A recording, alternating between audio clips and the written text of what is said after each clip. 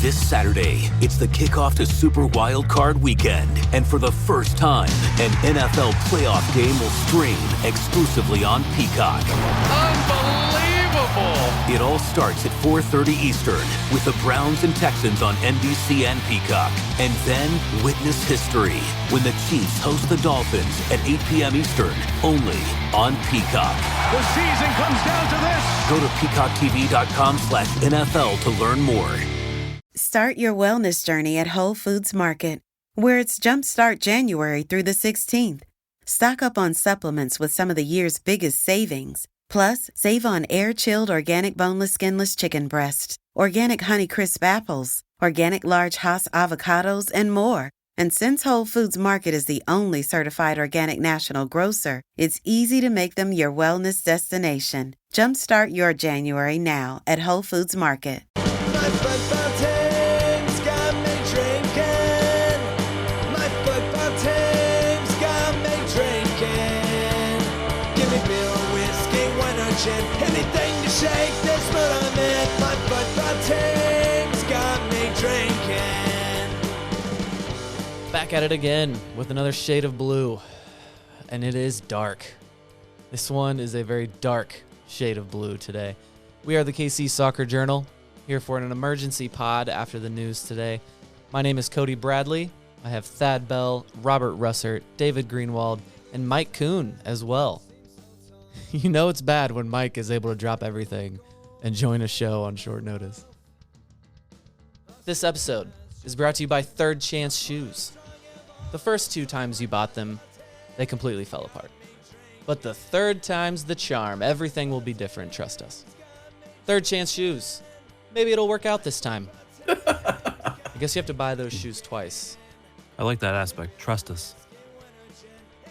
So, guys, we're all here tonight doing an emergency pod because Sporting Kansas City announced today they've hired Gavin Wilkinson as sporting director. Just some background on him. Wilkinson was fired from the Portland Timbers and the Thorns back in 2022 after the U.S. Soccer Federation released the Yates Report, which, of course, revealed all sorts of misconduct and ugliness across the NWSL. But separate from that, from the Yates Report, the way he handled a domestic violence allegation against a Timbers player also got the Timbers in hot water, and that eventually resulted in a fine for the club. So that's the guy SKC hired. There were other options, but that's the one they felt best about. So that's our situation right now.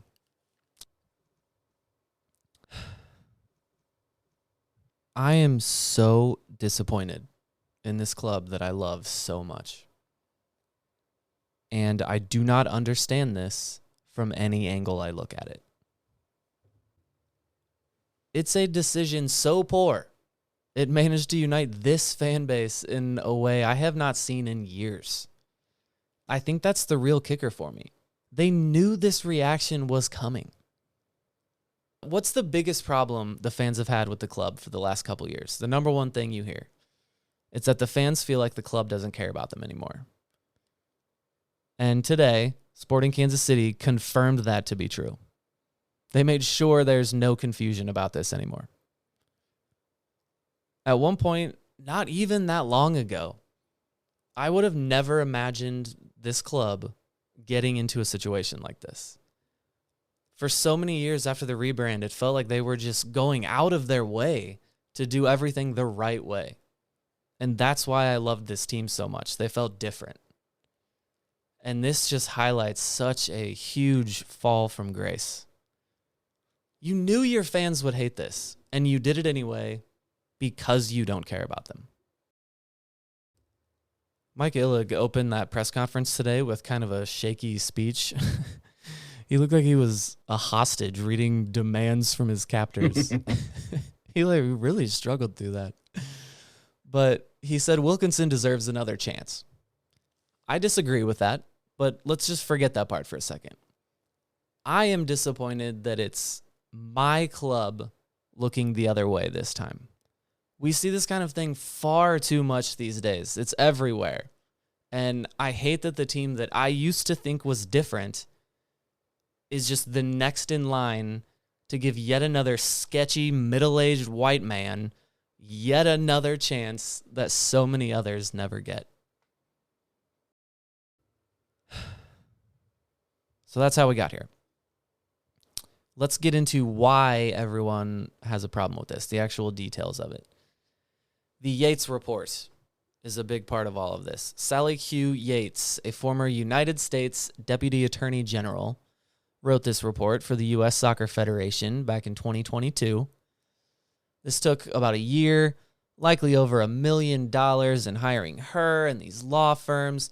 This was a very serious, very comprehensive, and extensive report that was done.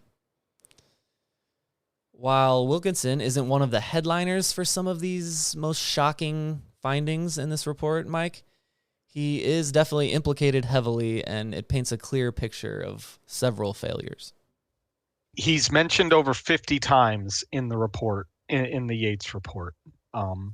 If I was reading through a little bit of it earlier today, and I have the Sinead Fairley article up on my computer to reread after we're done here, simply to remind myself of what helped bring a lot of these accusations to light, basically. But there are mentions of telling people to hide their sexual orientation, references to get over it, move on, sort of comments with regards to complaints that were brought against Riley.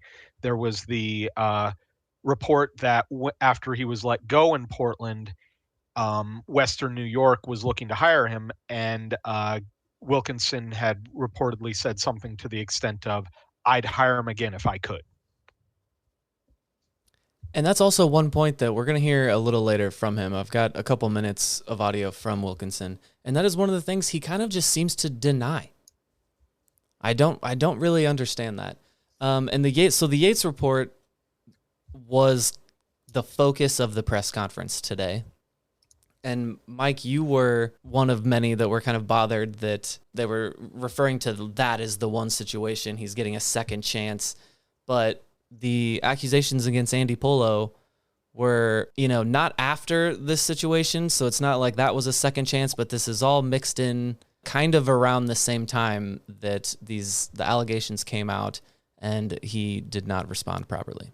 Yeah, I mean, the Andy Polo situation, for those that don't know what that is, he was there were accusations of domestic abuse by his wife that were reported to the Timbers, Wilkinson, and Wilkinson took it to their legal department because they weren't sure if they needed to report it to the league, was basically what it came down to. And the other part is they signed him to an extension knowing these allegations were out there. So those are the main, that's the main part of the Polo situation is the fact that the allegations were out there, and Wilkinson didn't know if he should report it to MLS. Now, the report, or after MLS finished its examination of that, they fined the Timbers $25,000, said it wasn't malice or malicious that he didn't report it. It was just incompetence, which, in my opinion, you don't necessarily want somebody in a technical role being accused of incompetence with something in a player role like that, basically. Well, if you're hiring a guy like this that has all the other problems, then you don't hire that guy who's also been labeled as incompetent or has an example of showing incompetence that resulted in the team being investigated and fined $25,000. So that's the part where you get to the business side of this. If you want to look at it, sports are a business, just the lethal side of that from Sporting KC's perspective. The guy has a good track record, but he also has a track record of causing problems for the team. So let's play the audio. Question for each. I'll start with you, Gavin. You've mentioned second chances a lot. What makes you think you deserve a second chance when it comes to the fan perspective, especially female fans of sport in Kansas City, that you deserve a second chance? So, interesting question. A massive. This is where the lines get blurred and there's a convoluted message because the facts have not necessarily been reported. There's a narrative that I agree with. I should have done more.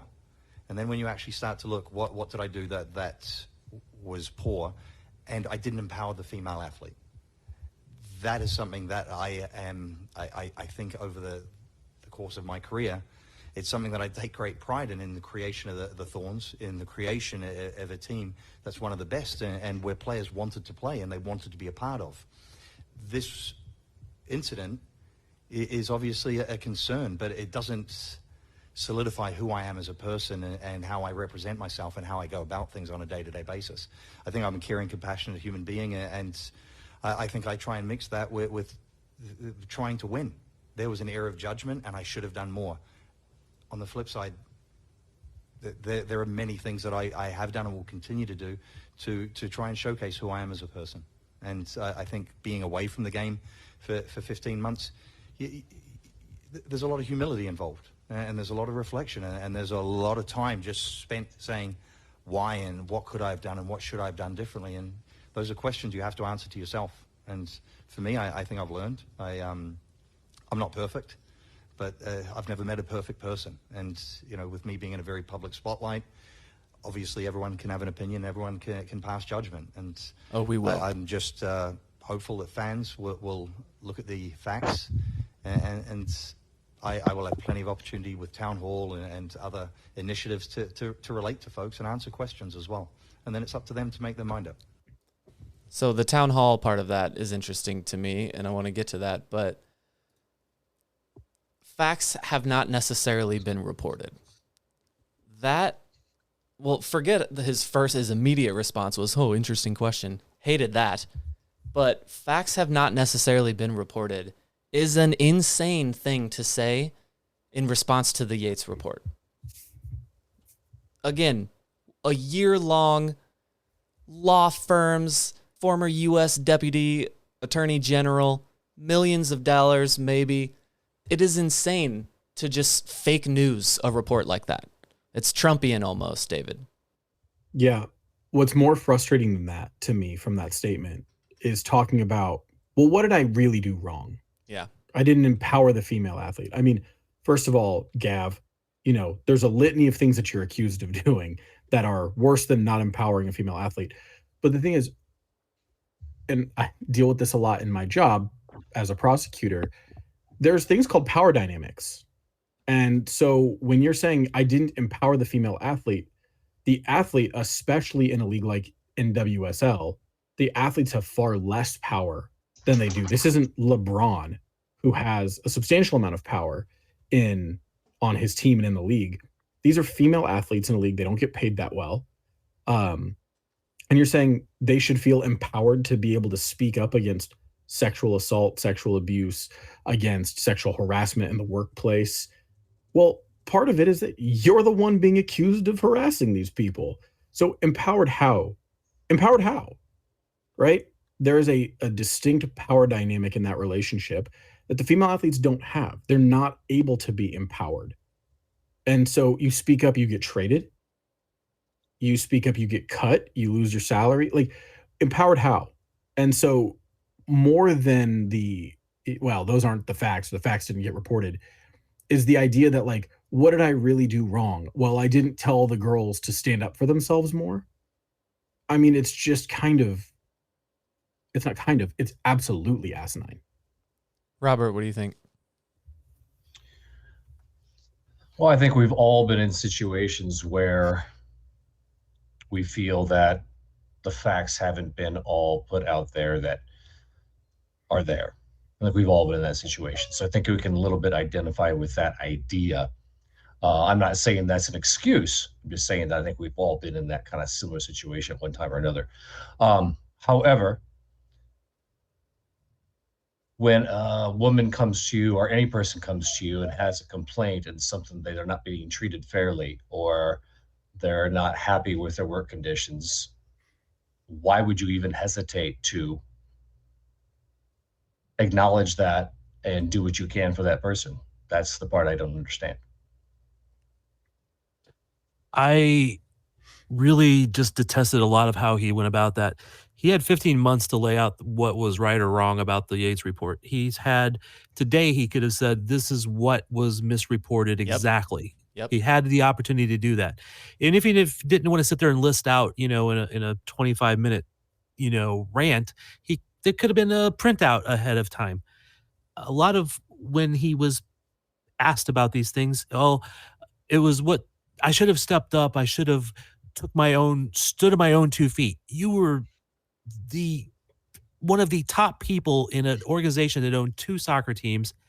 You controlled people's lives, and you didn't have the power to step up to do things. You listened to the lawyers instead. Is what he blamed that a lot. Was the lawyers perhaps said he shouldn't have done these things. He didn't want to perhaps I took it that he wasn't going to call up and say that, oh, you shouldn't hire Paul Riley because maybe he'd be accused of sabotaging or bad, I can't think of the right term here, but he would be doing something wrong. Well, that would actually be doing the something right. Okay. You should have called up this soccer team and said, you should not hire Paul Riley. He's done some things. Maybe I can't report you exactly what he's done, but take my word for it. Don't fucking hire him. Okay. There's a lot of things he could have done in these situations that he should have done. And in this, that he's spent this 15 months of reflecting and, determining who he is. Well, he took a class from Cornell on DEI, and it was a very intense class, all online. Perhaps you needed to speak to some people and do some restitution there. Have you? That feels like an in-person class. If there's ever an in-person class, that's human to human conversation necessary there. There's a lot of things I'd like to say here but it might get me in trouble. But he should have talked to some people. He should have been in person. It does feel like. And when he was asked if he apologized to any of the people involved, well, he attempted to contact one of the people. That was it. Well, I think one of the things that reeks the most about this situation is it sounds an awful lot like, hey, I really enjoy the job I do here, and I do a good job building this team. We've won some championships, and that's more important than anything else. Well, okay, so that's a good question there. If you do want to look at it as a lethal businessman, forget all the off-field stuff or the off-field problems or the PR problems. Is Gavin Wilkinson that good at this job that it's like he's worth it in their eyes to look the other way? Like, I know he was successful. He brought in Valeri and Chara and some of these guys. So there was success. But David, is he that good that you look the other way on this kind of thing? It just seems like there are other guys, other humans, sorry, not guys, other people out there that could have done this job. Well, Cody, let me ask you the question in return. You said, is he so good that he's worth it, right? Is there anybody? No, but I'm saying from their perspective. If Pep Guardiola was available but had these accusations, is he worth it? Right, but that's why I was saying, like, from their perspective, if you're the lethal businessman, is he that good? Like, it just doesn't seem like he's that much of a superstar, even from the business perspective, Mike. So, I mean, I look at it from this aspect. He was fired in 2022. At the same time, the other candidates were Hamlet in New York, and then the guy in Orlando, basically. You brought up that he brought in Valeri, he brought in Blanco.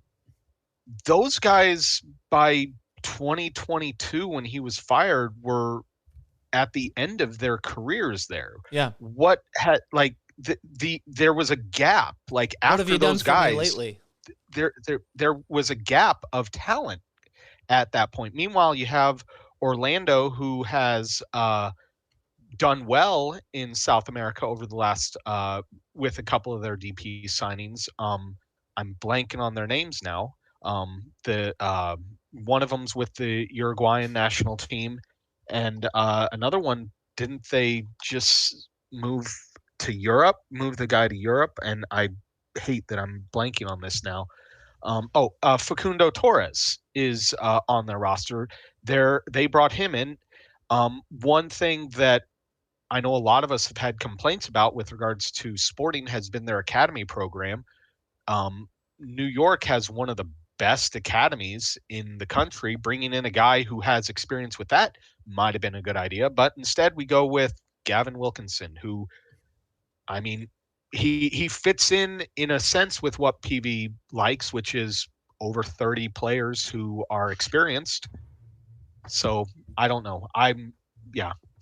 For me, he, of the three finalists we've had named, he was third on my list. He shouldn't even been on the list. There it Well, is. yes, he shouldn't have been on the list at all. But of the three they named, he was third. And a large part of that is the off the field stuff. But even the on the field stuff, I felt like you just put the on the field, he's still third in my mind because of the fact that he hasn't done as much over the last few years. I mean, who's the Polish guy that they brought in that has done okay for one season and then kind of not the rest of the time? Yeah, they can't find a striker. Yeah. I do think Diego he'll do Chara all is right. Still there. I do think he'll do all right in that role. If he's allowed to stay in that role as long as he would need to do that job. But I think it's also telling that when Mike Illig was up there talking, they reviewed when Sporting was good, like the 2015 to 17 range with, a couple Open Cups.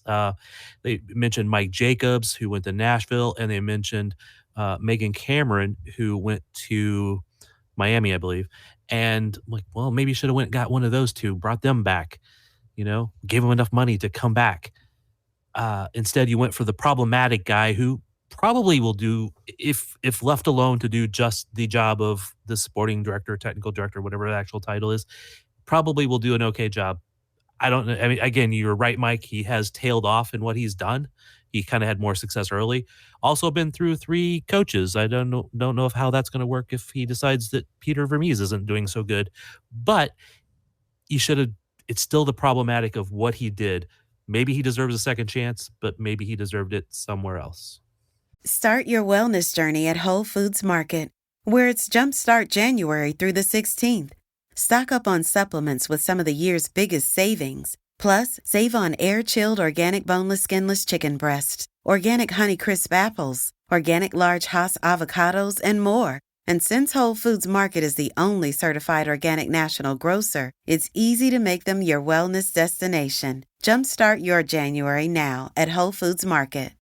So after this news came out in The Athletic, or the report came out this morning, we were all talking in the Slack group, and Thad, you kind of said, like, man, this better be one hell of a presentation that they have, just because the reaction for everyone was just so instantly hatred of it that it was like, man, like, what are they going to say in this thing to, like, try to win people over?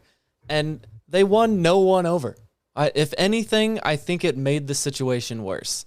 Not just Wilkinson's comments either. Vermees got asked, Daniel Sperry asked a good question about if any women were consulted in this decision. And Vermees' response was just that he kind of cited that there are women in the ownership group and that this was a very fast-moving process. And Mike, you did some digging there, as he always does, followed down the byline on Twitter and anywhere else. He did some digging and looked at the ownership group on the website. No women. How's that possible, Mike? Cliff Elliott is married. and Is that what Brittany Peter's Mahomes is referring married to Pat. So, like, I don't know. I mean, yeah, they have the owners have wives, obviously, but that came off almost as bad as some of the stuff that Wilkinson said that basically made me basically came across like he didn't believe anything in the Yates report, is how his quotes came off. And then Vermees made it worse with that comment. I don't know how you make it that much worse with that comment, but Vermes made it worse by saying, "Oh yeah, there are women in the ownership group." That's I retweeted something that somebody said. That's like saying, "Oh yeah, I have a girl that's a friend," or "Oh yeah, I have sisters." Yeah. That just I'm not racist. I have black friends. Exactly. That's what it came across as, and it is poor. It's just like, I mean, as you said at the beginning, I've never seen something unite the fan base the way that this news has, outside of winning like a trophy or something. So I don't know. I've never seen anything that's been so unifying. Yes, the 2013 MLS Cup brought everyone together, and this is bringing everyone together, but for the opposite reason. Yeah, quite a difference there. I will say the Patterson family has some women in it, in that ownership group after his death. But you talked about the owner, or the fan base was unified. There is some fan base spokespeople who I haven't heard anything from the Cauldron. What are they doing? Have they not said anything? Last time I looked, I had not seen a tweet or any kind of communication saying we reject this, we don't like this, there's no Gavin Wilkinson out yet. Not saying you should do that. But Nothing official from the club, but I'll say Cauldron Facebook is not happy, and there's a lot of talks about protests. And we saw this last year with the Galaxy, where the fans revolted against the front office, and it led to the president of operations getting fired. But there's people saying, like, let's go to the first match, throw up our tifo talking about how much we hate Gavin Wilkinson, and then let's just all leave. Let's just empty the Cauldron. Well, when the whole Russell going into the Cauldron incident happened, it took him a long time to respond to. So, yeah, that's kind of where I'm at with this. It is very disappointing that they've been silent about it. But Robert, I think you're on the right track there. I think tomorrow or in the next couple of days, they're going to post a picture with a bunch of words on it. And I think that's probably as much as we're going to get. But, man, yeah, it is sad. Give us some clever jokes about it, some quips. Hate on the team, like, show some passion. Just don't go silent, and make sure you get it all right the next day. I don't know. It just Zach's not running the account anymore. Exactly. It doesn't do humor anymore. You don't have Zach running it. So, and if other people were running some of the, I'm, as somebody who was vice president of the Cauldron back in the Cab days, I am incredibly disappointed and frustrated with the fact that the Cauldron has not made a statement yet. Mike, I did not know that. Yeah, I was vice president of the Cauldron back in 2009, 2010, basically. But no, it doesn't take a day or two to come out with a quick sentence about your frustration and about your dislike of this move, and that you want better from this team, given the allegations, given the reports about Wilkinson and his role in these situations. It does not take you a day or two to get something like this out. It shouldn't take you a day or two to get something like this out. It should not. The Cauldron has fallen. We did a show with Zach at the beginning of last year, talking about the Cauldron. We should maybe share that again. But one other note from the press conference that I noticed, Mike, was the Nolan partners were getting a lot of references in this, and maybe a bit of passing the buck. That's I mean, that's certainly the way it started to come off. I tuned into the live broadcast that 41 had posted, and I want to shout out them for doing a live broadcast, because that was really appreciated. Yes. To see it live. But it was, and I completely lost my train of thought. I had asked about the Nolan partners. Oh, yes, sorry. Yeah, no. So, like, right after I tuned in, it was like 3 or 4 like straight responses to comments in the answer to the question, they were brought up, and I'm like, it came across as they were trying to pass the buck of, oh, if it's not our fault, these guys brought him to our attention, so we thought it was good because they brought it to our attention. These guys brought it to our attention. These guys, don't look at us, look at these guys, look at these guys. It just, I don't, it was weird because I assume they use this type of firm for other type of hirings as well, and all throughout MLS these type of hiring firms are used to help hire coaches, GMs, etc. This is the first time I've seen a hiring firm have such an active role in being mentioned so much in a press conference like that. The only time I've seen it like that is with U.S. Soccer. They have mentioned it before for when they did the search for the CEO and other hiring spots there. They very much did that same sort of thing. But is that required for them as being the entity that they are? It would be my question to that. Well, there probably would be required to have some kind of search firm, but they very, very much threw it out there like, oh, we went through them. We went through them. That they're the ones that suggested we rehire Berhalter, that sort of thing. So there's a lot of aspect there that some similarities, not exactly the same though. Okay, what else are we missing from that part of the discussion? I do want to talk about the other news that if the controversy wasn't part of it, that Peter Vermees, quote unquote, stepping down from technical director would be massive news in our world. So is there any other part of this, David? You haven't spoken a whole lot about it. What else do you want to get in here about? Well, so I just think I mentioned that the Cauldron's talking about a fan revolt, but Facebook, I'm not on Twitter, thank God, Reddit are all, uniformly negative. And between a lot of the people who are unhappy about the Messi move to Arrowhead, people who are, last year there were so many frustrations.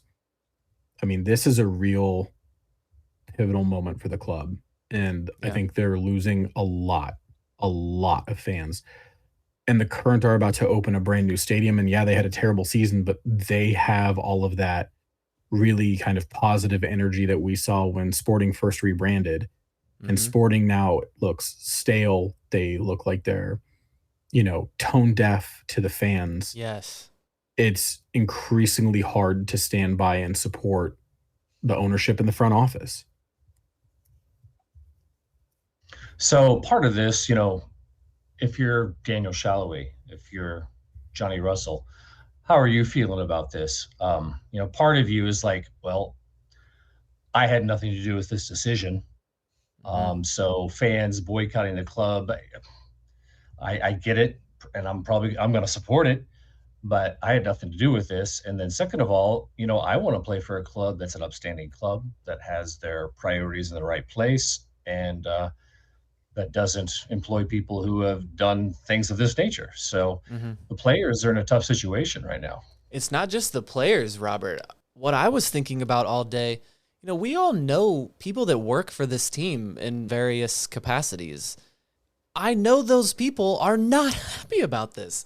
Like I spoke to a couple today that I know that there are people in the team that are not happy about this.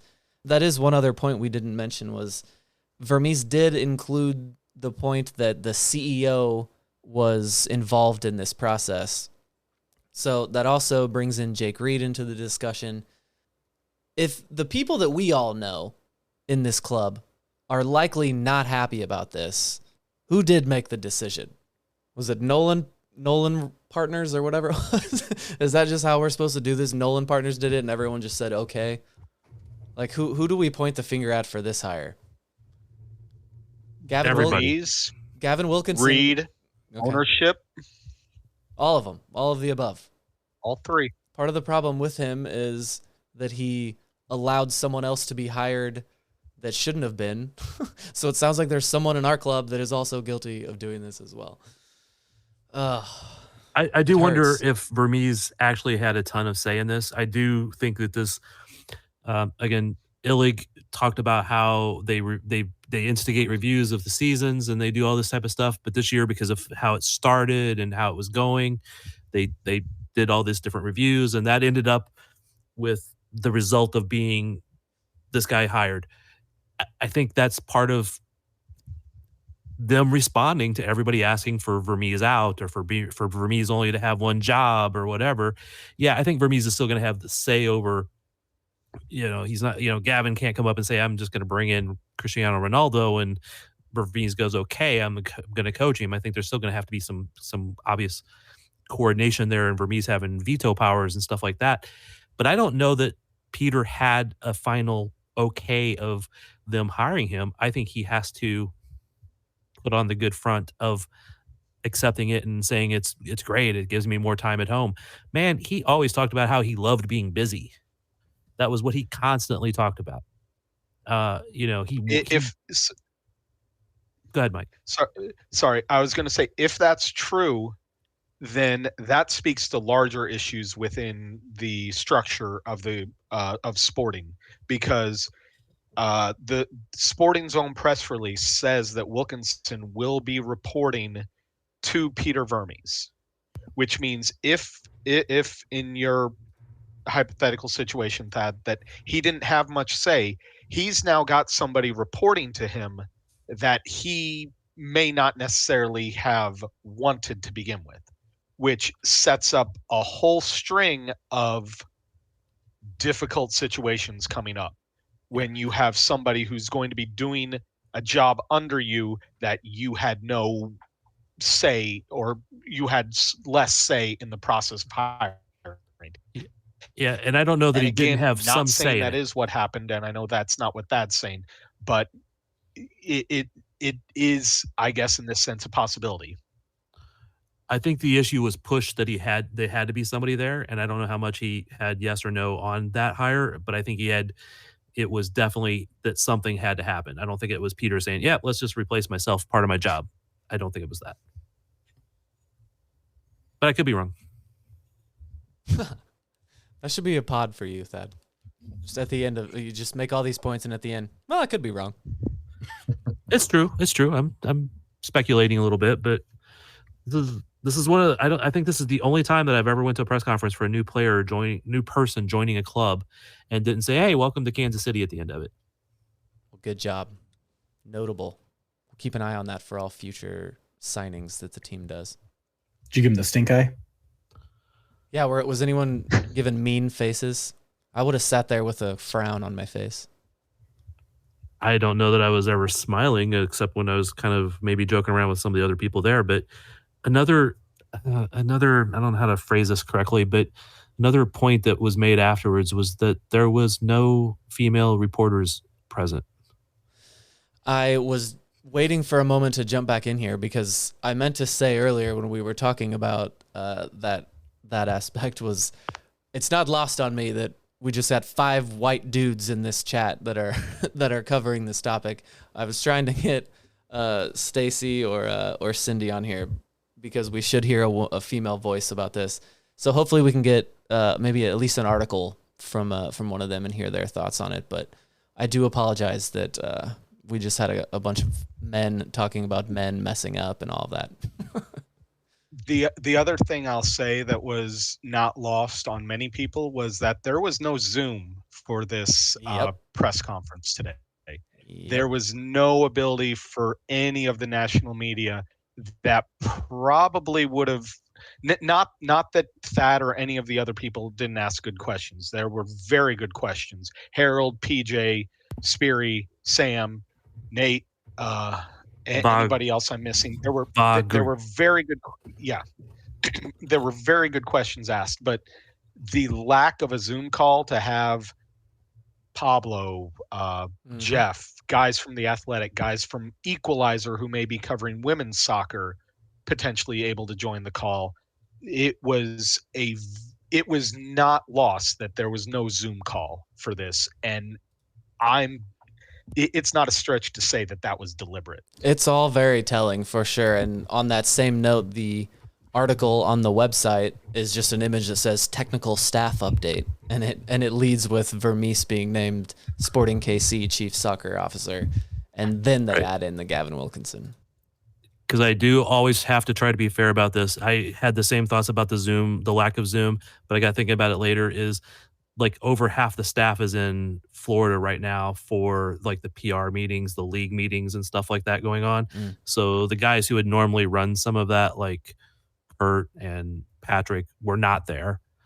So that may have played into it. I don't know. I'm not trying to defend it, just trying to be fair about how How hard is it to set up a Zoom? If you're our podcast, like 4 weeks ago, very hard, but generally speaking, very easy. Having been on hundreds of these Zooms with teams around the world, yes, it's friggin' hard. It's terribly hard.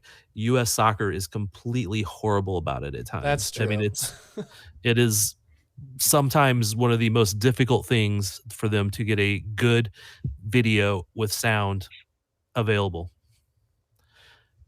So how many years ago was it that Sporting hired Megan Cameron as part of their technical staff? Was that a good 3-4 years ago? And at that point, they were looked at as, hey, this is a great move by Sporting, empowering the female in this kind of role. We've kind of fallen since then. I don't remember how long ago she was hired, but she went to, like I said, I think Miami when they started. So that's a couple, 3 years ago in that. And she was here for 2-3 years.